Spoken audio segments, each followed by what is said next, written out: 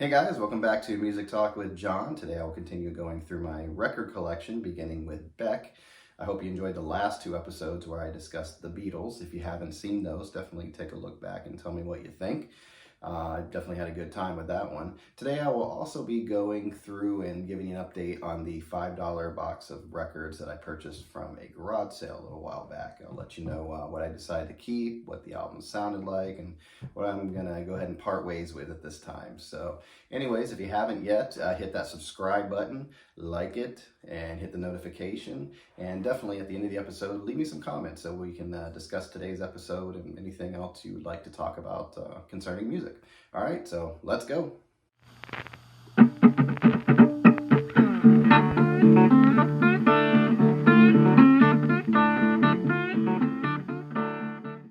All right, well, welcome back. So today, like I said, we're going to begin with Beck. I only have one of his albums right now.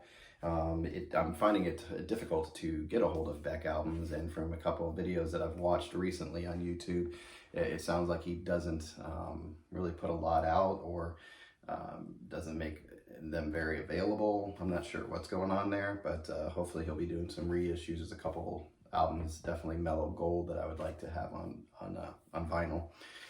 So this one here is Hyperspace by Beck, and that's the album cover if you haven't seen that. It's got a very 80s feel to it, big 80s theme to it. Major songs on here that I enjoyed, that I found, were Uneventful Days was a big one, and Everlasting Nothing, which was the last song on the album. But even in between, all the songs on this are really good. I thought he did a good job with it, really. I didn't know if he was going for an 80s sound, but it definitely looks like he was kind of going for that sound. A lot of synthesizers and things like that, but definitely a lot of good melodies and hooks that Beck is definitely very good at delivering. This album here in particular, sorry I keep going off screen, I just have them over here today. This album in particular is on red vinyl, and I don't know if you can see, I'll be very careful touching it, but the middle here is pretty cool. It's like a little speedometer.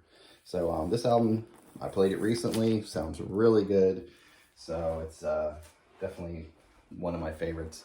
As soon as I heard this album, I had to rush out and get it. So definitely a good one. Next one here is a group that they released their album a couple years ago, and they definitely had different versions of it. I think they have like the one that I have here is a 1-year anniversary of their album. Yeah, 1-year anniversary deluxe edition, and this is the Black Pumas. What a great album. If you don't have this, go get it. It's definitely worth it. The version I have here is a 2-record set, and it came with a bonus 7-inch vinyl, which was pretty cool. It's right here. And side A on this has the Beatles' Eleanor Rigby on it, and side B is Ain't No Love in the Heart of the City. So it is really cool. I think it's just on regular black vinyl. Has a little, pretty cool. It's got a little sleeve inside the sleeve to protect it from the cardboard, even though we're still on paper, which, you know, I'd rather have a different sleeve, but I really don't have any 45 size LP covers. So anyway, yeah, so this one is the 1-year anniversary. You might have heard the song Colors. That was their big hit off of this. I think it was played in a Target commercial. But this one, I'm assuming, because I didn't have the first version of this when I bought it, it already had the 1-year anniversary by the time I caught on to these guys. But like I said, Colors is a big one. And I'm assuming the second record here was the bonus material that you get when you get the 1-year anniversary. But they do a version of Tracy Chapman's Fast Car on this. It's great. I mean, they just kill it. So yeah, definitely check these guys out. Cool thing about the vinyl with this one is, you know, they had to do something special, I guess, for the 1-year anniversary. So what they did was, let me make sure I have the right one here. Yeah, this is the first LP, and it's a cool, like, gold color. I'll give you guys a little glimpse here. I just like to keep everything nice and protected. So it's a cool gold color on both sides. And then the second one was kind of neat too. What they did was they did a, I guess it's black with red inside, I guess you would call it. And I'll give you an idea what that looks like as soon as I find the top. Yeah, so hopefully you can see it there. So you can see it's black and it's got some red mixed in there. Please excuse me the way I'm grabbing my album, but I'm trying to do it the best where I'm standing. So there's that color. So it's pretty cool. Looks cool when it's spinning around. So they gave you a little extra something there with your purchase. And to celebrate, I guess, that to celebrate that 1 year anniversary. The next one I have here is still the Black Pumas. But what I like about this is, and this one is cool, it's on a, I don't know, what do you call it? Maybe a pink, not quite red, maybe, it could be red, pink, whatever, vinyl. Anyway, this is the Black Pumas Capital Cuts, and this is a series from what I can tell. I went online and checked it out, and it's the it's Capitol Studios, and what this says is it's Capital Cuts, 8 powerful tracks from Black Puma's debut album, recorded live at Hollywood's famed Capitol Studio A. Oh, and it's on red vinyl, so it is red vinyl. When I went online, there's a cool video, and there's several artists that do this, but they have the Black Pumas recording their version. But from my understanding is it's one take, and what they did is they recorded it like a live performance. The whole band was there, and it went straight onto vinyl. They burned it straight to vinyl. So there was no editing or anything. It's a complete, just straight live performance. And man, it sounds really good. I mean, I can't imagine the pressure of knowing you're burning straight to vinyl and just having the presence of mind of staying in the zone and recording your music and not making any mistakes to do that process. So got to give them that. That is really cool. So yeah, if you ever see this, definitely check it out. And like I said, there are other bands. I didn't recognize any of the other bands that were doing it on there, but I might need to check those guys out too, because they had some pretty good sounds. So anyway, so that's the Black Pumas Capital Cuts. Definitely worth getting. Next one I have here, continuing through the Bees, is a band that I know a lot of people really get into them. I don't like everything that they do, all of it, but the 2 albums that I do have by them I love them all the way through. And that's Black Sabbath. So this is the Black Sabbath, their debut album. And it had that picture. Everybody says it's the witch on the front cover. Who knows? It's a pretty cool look there. And of course, yeah, the church folks and some people didn't enjoy the upside down cross on there or anything. But what they didn't realize and understand, or didn't want to understand, was the fact that a lot of these songs were protest songs. Yeah, they had kind of like a, I guess you could say, evil tone to it and the way the music was recorded, but they're really protesting war and speaking out about different things in society. So there's a lot to learn from these guys, and they definitely got people's attention with their artwork and definitely the name. So, and I think these guys were one of the first considered like your heavy metal bands. And I can see why. It's heavy, but Ozzy has a great voice in here. And great lyrics and a lot of hooks and melodies. So that's why I like it. It's not just screaming and, just just loud, angry music. He has a great voice too. So the big ones on here for me is definitely Black Sabbath and The Wizard. The other songs are Behind the Wall of Sleep, N.I.B., Evil Woman, Don't Play Your Games With Me, Sleeping Village, and Warning. So that would be Black Sabbath, their first album. And the next one that I have here is Black Sabbath again. But this is their big album, the one that everybody probably owns first. I owned it first. Then I kind of went back and checked out the first one. So this is Paranoid. There's a cool documentary. I believe it's on Amazon, and it's what's the name of it? It's the Master it's like the making of the album. I forgot the name of it, but there's a whole series on that. But anyway, so this is Black Sabbath Paranoid, and it has a gatefold on my version here. Mine's a reissue, and there's Ozzy over there, I believe, and the rest of the guys. So at this time you had Ozzy on vocals, Tony Iommi on lead guitar, Terry Butler on bass guitar, and Bill Ward on drums. The songs on here that stick out for me are definitely War Pigs, Paranoid, and everybody knows Iron Man. So that's one of those songs. It's still a good song. It just got so overplayed and everybody knows it, and a lot of people just don't want to admit that they like it anymore, I don't think. But it's just one of those songs that have a life of their own, I think. But it's still a good song. Can't beat that. So anyway, and the rest of the songs were Planet Caravan, and on side 2 you have Electric Funeral, Hand of Doom, Rat Salad, and Fairies Wear Boots. So anyway, that's this one. Definitely recommend this if you want to do some good 60s rock and roll. Make sure I got that one. Of course not, because it's a 1971. So anyway, 1971 heavy metal stuff. So Ozzy and Ozzy's roots, beginnings, I guess you could say, are right here. And the copy that I have is on black vinyl. Like I said, it's a reissue. Let's see. The next one I have, I'm going to show you part of the cover. I have a UK release of it and the American release of it. And the UK release was had some controversy with it. It was considered art, but a lot of people didn't really dig the fact that there was a girl on here, and underneath there she is not wearing a shirt. So I don't know. It's 60s rock and roll, but this is Blind Faith, as you can see from here on this would be the UK release up here, and then here was the American release, from my understanding of how these work. I'm not sure if these are originals. These are definitely older versions of the albums. They both sound really good, and I haven't had any issues with these.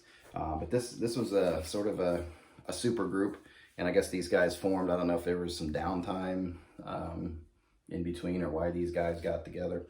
But you can see here you have Steve Winwood. A lot of people say Steve Winwood this was kind of like a Steve Winwood project, because he does all the vocals. I don't know if he wrote.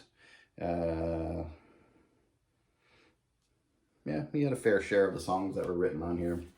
There's one Buddy Holly cover that I really like. They do well, all right. But the songs on here are just rock and roll classics. I mean, Had to Cry Today, Can't Find My Way Home, Presence of the Lord. Those three are just huge rock songs. And then even Sea of Joy is well known. And then you have Ginger Baker's song at the end, Do What You Like. Very jazz inspired, I think. There's a couple things in there remind me of some Dave Brubeck that go on in there. But like I said, you have two members of Cream with Clapton and Baker here, and then you have Steve Winwood there, and then you have Rick Gretsch, on bass right there. So definitely a great album. If you don't have this and you're looking to start get into rock and classic rock, this is definitely a great place to start. Can't beat this album. I've been listening to it since I was in high school, and it still has not gotten old. I mean, it's just a great album. So next one I have here, speaking of supergroups, they're saying this group here, this is Mike Bloomfield, Al Kooper, and Stephen Stills' Super Session. They're saying this kind of led the way for supergroups to sort of come about. These guys, the two guys, Mike Bloomfield and Al Kooper, they played with Dylan, I believe, on Highway 61 Revisited. I believe that was what they were a part of. So they were familiar with each other. And what happened here, my understanding of how this came together, and it's an interesting album because the first time I listened to it, I wasn't sure what the heck was going on, because side 1 seemed completely different than side 2. So I did a little bit of reading here and did a little bit of reading on the computer and found out that the story behind this is these two had a relationship, musical relationship, and Al Cooper was just coming off of, I think it was Blood, Sweat, and Tears. He was on their first album, and then he left after that first album, and he became a, what do you call it, an A&R guy, I believe, with a record company. And Wikipedia, that source said that he was able to book like 2 days of session time, but he had to produce something.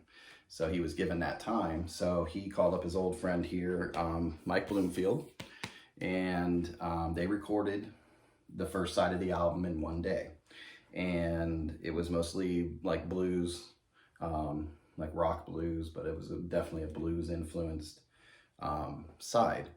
Then what happened is the next day, or that night or something, by the next day, Bloomfield had left and gone home, and said that he was couldn't get to sleep that previous night, and that was it. So Cooper was kind of in a jam because he needed to fill another side of an album. So he called a friend of his. That's interesting. That's kind of cool to have friends like this hanging around. But Stephen Stills, which you probably recognize the last name from Crosby, Stills, Nash, and Young. Anyway, so he called him, and they got together and recorded, well, there's 4 songs on this, and that's more of a rock, classic rock feel without the blues, more pop rock kind of thing side. So you end up with that Bloomfield Cooper combination of blues on side 1, and then your Cooper Stills combination of pop rock, classic rock on the second side. So from my understanding is Bloomfield and Stills don't play together at all on this. I think Stills does some backup vocals, but mostly Cooper, I believe, does the lead stuff on there. So anyway, this is a cool album. It took me a while to get into it, first of all, not understanding what was going on. So I was almost ready to get rid of this album. And then I did a little research on it, listened to it a couple more times, and it's kind of grown on me. And it is kind of cool that they consider this the kind of the gateway to bands like Blind Faith with these super groups getting together, because this album was very popular at one point. So anyway, so that's a Super Session. So that's my albums for right now, but I also wanted to give you an update, like I said, on the albums that I picked up for $5 at a yard sale a couple episodes ago, and I just offered a guy $5, or he said take them for $5, whatever it was, and I grabbed them. So I just want to give you an update on those. This one turned out to be in good shape. This Simon & Garfunkel, Bridge Over Troubled Waters, like I said, that was worth the $5 right there. I played it, has some pops, no skips. I could probably clean it up a little bit. It's a keeper. So I was definitely happy to add this to my collection because I realized I didn't have that one. So there's that one. The other one was Simon & Garfunkel, Parsley, Sage, Rosemary, and Thyme. This one sounds fine. It's a good shape, but I do have pretty sure it's a Mo-Fi version of this. So I'm going to go ahead and just part ways with this one, since I already had the Mo-Fi version over there. But somebody's going to get a good copy, because I did listen to it. Like the other one, couple pops on there, but really no skips, nothing. So it works great. So somebody's going to enjoy that. Keep Your Hands Off My Power Supply. So this is an album by Slade, and it plays good. It has some pops on it. But to me, this one sounded a little muddy. I played it for a friend, and they said, "Oh, it's not muddy," but in my ears, it sounded muddy. So I do like this album. I have it on CD, but I'm going to go ahead and get rid of it for now, especially after hearing him say, "Oh, there's not a problem with it," and I didn't like the sound, so I'm like, maybe there's a better copy. So I'm kind of borderline. I'm going to do a little bit more research just to make sure, because some of the 80s albums, rock albums, kind of had a muddy sound to them. So if that's what it is, then I might keep it. So it's a tough one. It's not even a guilty pleasure album, because I do like the big songs, Run, Run Away, and My Oh My off of this. So this one I'll have to decide on. I have to figure it out. Anyway, then he had the Moody Blues. This one had a lot of pops, but no skips. But I just don't like the Moody Blues, this album in particular. So I'm just gonna you know, trade it up, get some store credits or something, and get an album that I enjoy. Yeah, this one's probably just gonna have to go. It was Sgt. Pepper's Lonely Hearts Club Band. This was the other one, Fleetwood Mac Rumors. It sounded fine. I just already have a couple different versions of this, some audio file kind of recordings of it, remastered stuff. So I'm gonna go ahead and pass it on, and somebody's gonna probably grab it quick, because that's an album that doesn't stay around very long. Next one was the Elton John album. Listened to it. It was all right. This is, I think, the one I had. No, I only had one record. But it's in rough shape, and I got a Record Store Day version of it over there. I believe it had a second album to it, remastered. It was Record Store Day maybe last year that I picked it up. So I'm just gonna go ahead and pass on this one. It plays, it has the pops, but you know, let somebody else make a determination if they want to keep it or not. Led Zeppelin 2, kind of same thing. I have a reissue of this. Some pops. It has the damage here. So I'll probably go ahead and pass on this one too, since I do have the reissue. And then the Rolling Stones. I'm just going to wait for, they've had some reissues of this one. I'm just going to go ahead and pass on this one for now, and probably get a updated version of this one. I want to say Record Store Day has one. The one Record Store Day this year has one, but I don't know if it's this exact version, or if they were going for a different set of years. So I have to do a little research on that. But other than that, somebody's trying to get into the Stones, and then Record Store probably sell it to them pretty cheap. So it's a good way for them to get into the Stones, because this has a lot of really good songs on it. So the other two I was kind of excited to give you an update about were, first of all, these little comic books. And I'm gonna play you a video here in a second, where I actually played the Batman, but it sounded fine. It's pops. It's a little dirty, but there's no skipping on it, and it's just kind of cool. Like I said, these are kind of nostalgic. It has the 45 inside in the comic book, and what I realized afterwards, once I started playing it, there's a little ding, like ding, and it tells you when to turn the page. So here, like the music comes in very dramatically, and it's like ding, and you're like, oh, turn the page, and then you have actors actually speaking this whole dialogue. So anyway, I'll go ahead and play that video for you now.